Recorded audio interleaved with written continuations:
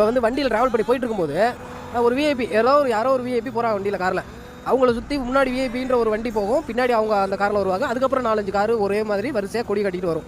இப்போ இதில் என்ன வேடிக்கை அப்படின்னு எனக்கு தோணுச்சு அப்படின்னா, இப்போ நீ எவ்வளோ பெரிய விஐபி வேணால் எத்தனை பேர் வேணால் படைசூழ நீ எத்தனை பேர் வேணாலும் உன் பின்னாடி நடந்து வரட்டும். அது உயிரோடு இருக்கும்போது மட்டும்தான் அந்த இதெல்லாம் வருவாங்க.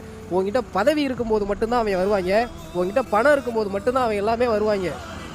இதெல்லாம் இந்த 3 டிராபிக்குமே உங்கள்கிட்ட இல்லை அப்படின்னா என்னை மாதிரி இப்படி சும்மா இப்படியே தனியாக தான் வரணும்.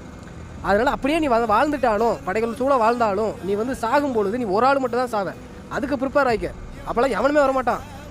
பணமும் வராது, பதவியும் வராது, உன்னை சூழ்ந்திருந்த படையும் வராது.